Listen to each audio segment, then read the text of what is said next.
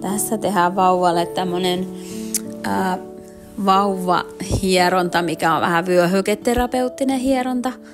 Aloitetaan kasvoista. Ja vauvan kanssa kannattaa tai pienen taaperon kanssa toimia niin, että tekee aina kun hieroo niin yhtä monta niitä liikkeitä. Et esimerkiksi 6 liikettä on tosi hyvä. Hierotaan ensin tuolta kasvojen ulkosyrjästä. Sitten hierotaan posket tuolta nenästä kohti kasvojen ulkoosia. Ja samalla lailla voi tehdä 6 kertaa siitä. Sitten siirrytään leuan hierontaan. Hierotaan leuka sieltä. Samalla lailla viiään keskilinjasta kasvojen ulkosyrjää kohti molempia peukaloita yhtä aikaa. Sitten mennään hieromaan korvat, eli tämä on nyt sitä vähän vyöhyketerapeuttista osaa tähän. Et ajatellaan, että sinne korvaan tulee paljon eri kehon heijasteita. Käytännössä koko keho löytyy sieltä korvasta, niin hierotaan korvat. Se rentouttaa myöskin ihanasti sitä koko vauvan tai taaperon kehoa. Tästä tykkää isommatkin lapset.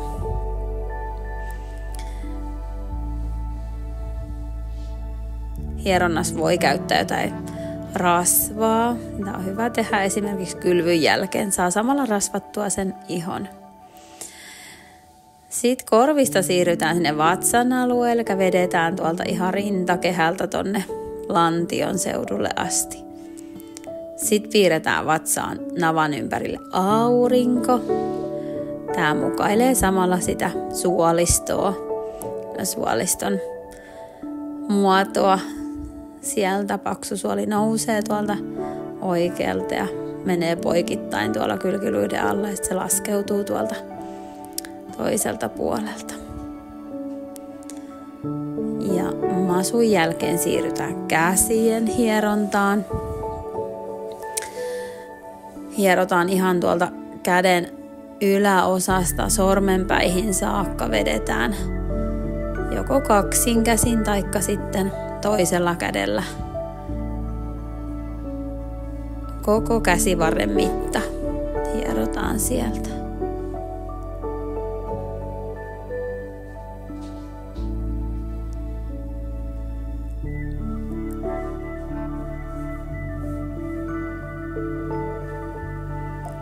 Ja sitten pysähdytään sinne kämmeneen ja käteen, hierotaan jokainen sormi erikseen ja koko käsi sitten lopuksi.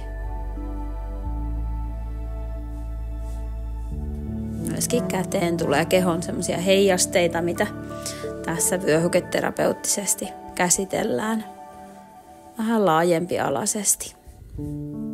Ja toinen käsi samalla lailla, eli ihan sieltä ylhäältä sinne sormenpäihin saakka.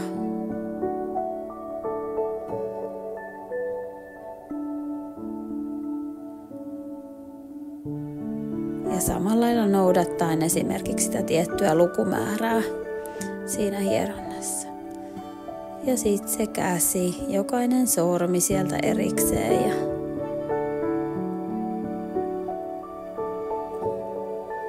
sitten yleisesti koko kämmen.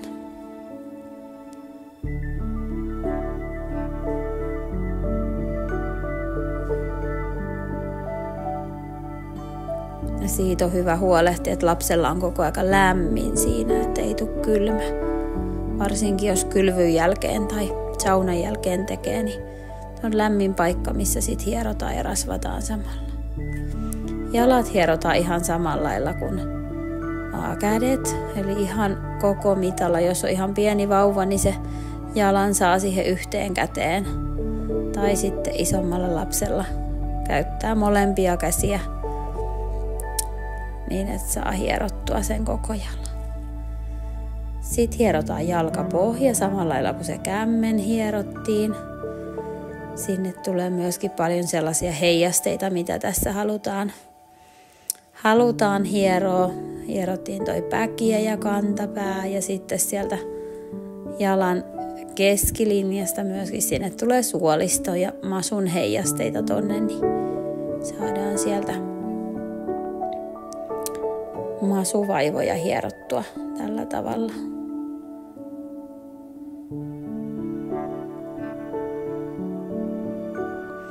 Ja toinen jalka ihan samalla lailla sieltä. Koko jalka ensin.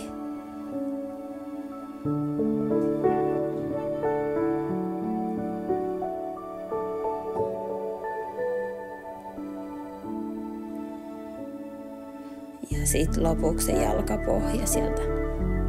Päkkiä oikein huolella ja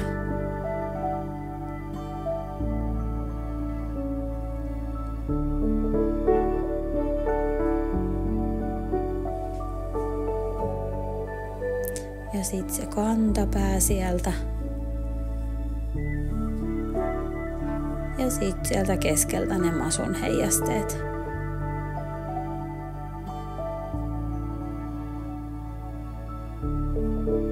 Vatsa voi toimia tämmöisen hieronnan jälkeen aika piankin ja reilustikin, että laittaa kyllä liikenteeseen sekä ilmaa että sitten ihan suolen laittaa toimimaan.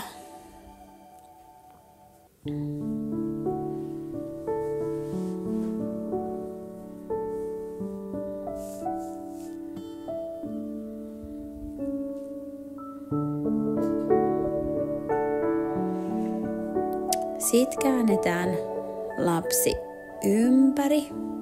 Voi mennä joko masulteen tai sitten ollaan konttausasentoon ja hierotaan sieltä selkä. Ja vedetään oikein sieltä niskasta tonne ihan pepun päälle. Tommosia pitkiä hyviä koko kämmenen vetoja. Ja sitten tehdään aurinko sinne selkään. Pyöritellään sieltä alaselän alue samalla lailla kuin se masu pyöriteltiin toisella puolella.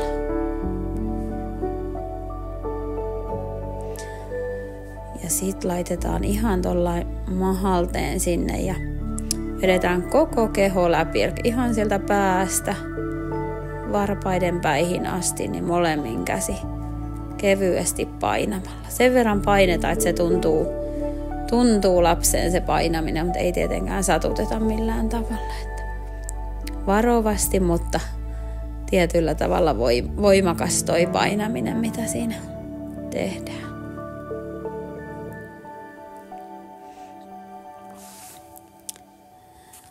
Sitten lapsi voi käydä istumaan esimerkiksi, tai jos on ihan pieni vauva, niin voi vaikka jatkaa siinä masulla oloa.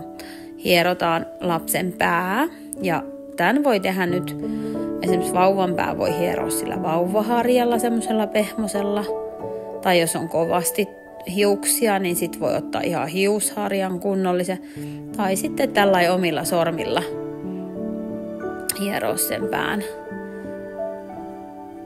Ja hierotaan sekin oikein kunnolla, että ihan sormenpäillä kuitenkin käytetään vähän voimaa, että saadaan veri kiertämään siellä päässä. Ja sitten hierotaan uudelleen tässä vaiheessa. Korvat rupeaa hieronta rentouttamaan, pikkuhiljaa rupeaa haukotuttamaan sieltä. Ja korvan ulkoosien lisäksi hierotaan pumpulipuikolla noin korvan sisäosat. Eli ei mennä sinne korvakäytävään ollenkaan, vaan noin korvan ulkona olevat sisäosat hierotaan. Sillä halutaan myöskin siihen vatsan toimintaan vaikuttaa. Ja sitten ihan lopuksi peitetään lapsen korvat.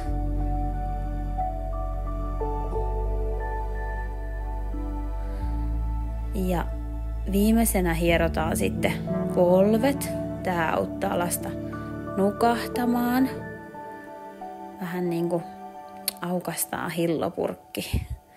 Semmoinen mielikuva tosta ja sitten pistetään hillopurkki toisesta polvesta kiinni. Tää polvien hieronta tehoo kyllä aikuisiinkin nukahtamisen suhteen. Lapselle tosi tehokas hoito. siihen. Ja sitten tietysti lopuksi halitaan ja mennään yhdessä nukkumaan.